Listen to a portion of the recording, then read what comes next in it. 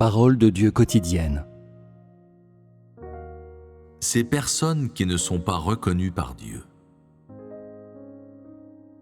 Il y a des personnes dont la croyance n'a jamais été reconnue dans le cœur de Dieu.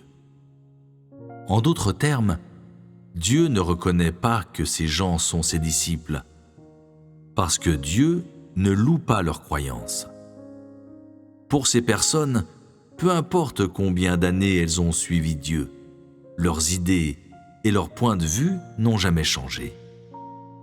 Elles sont comme les non-croyants en adhérant aux principes et à la manière de faire les choses des non-croyants, en adhérant à leurs lois de survie et de croyance. Elles n'ont jamais accepté la parole de Dieu comme leur vie.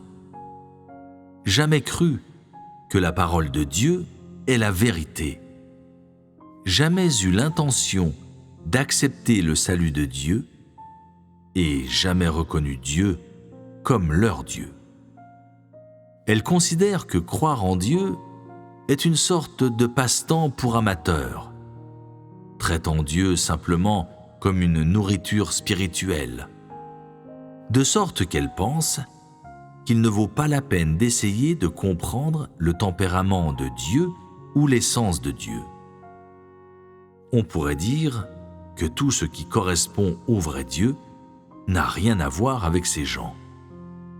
Ils ne sont pas intéressés et ne se soucient guère de répondre, car au fond de leur cœur, il y a une voix forte qui leur répète constamment « Dieu est invisible et intangible, et Dieu n'existe pas ».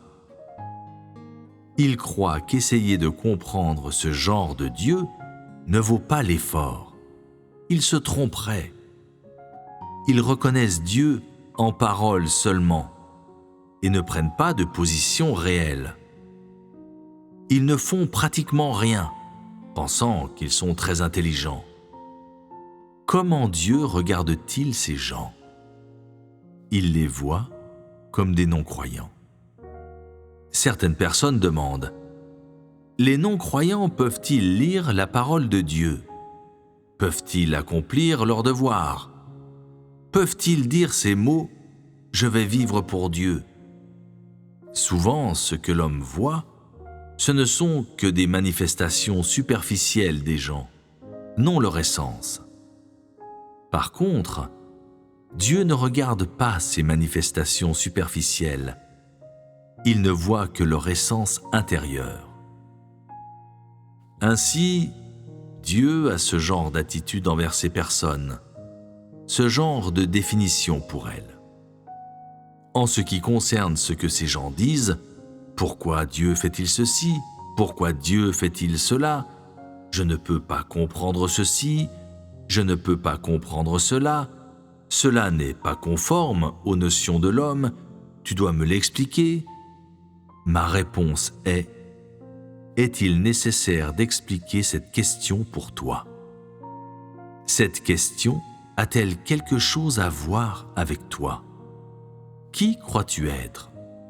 D'où viens-tu? Es-tu qualifié pour donner des conseils à Dieu? Crois-tu en lui? Reconnaît-il ta croyance? Puisque ta croyance n'a rien à voir avec Dieu, qu'est-ce que ses actions ont à faire avec toi? Tu ne sais pas où tu te situes dans le cœur de Dieu, et pourtant, tu es qualifié pour dialoguer avec Dieu? Parole d'admonestation. N'êtes-vous pas mal à l'aise après avoir entendu ces propos? Bien que vous puissiez être réticent à écouter ces mots ou que vous ne vouliez pas les accepter, ils sont tous factuels.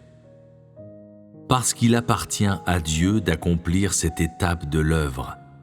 Si tu n'es pas préoccupé par la volonté de Dieu, ne t'intéresse pas à l'attitude de Dieu et ne comprends pas l'essence et le tempérament de Dieu, alors, à la fin, c'est toi qui perdras.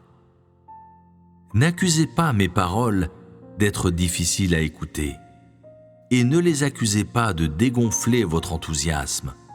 Je dis la vérité. Je ne veux pas vous décourager. peu importe ce que je vous demande, et peu importe la façon dont vous êtes tenu de le faire.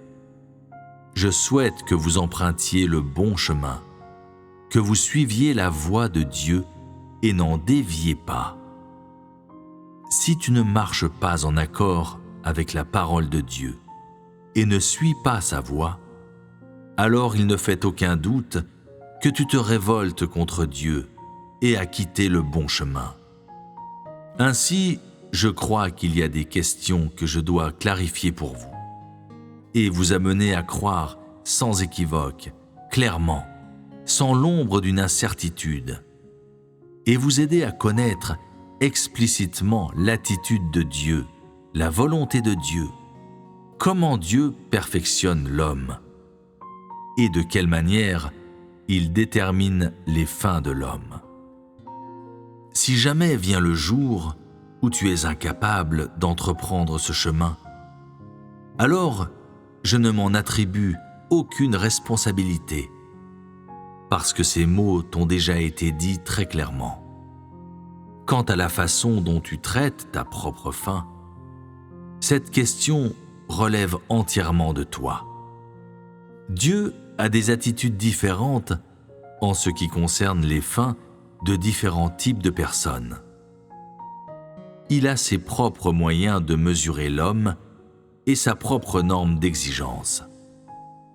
Sa norme pour mesurer les gens est équitable pour tous, cela ne fait aucun doute. Donc, les craintes de certaines personnes ne sont pas nécessaires. Êtes-vous soulagés maintenant ?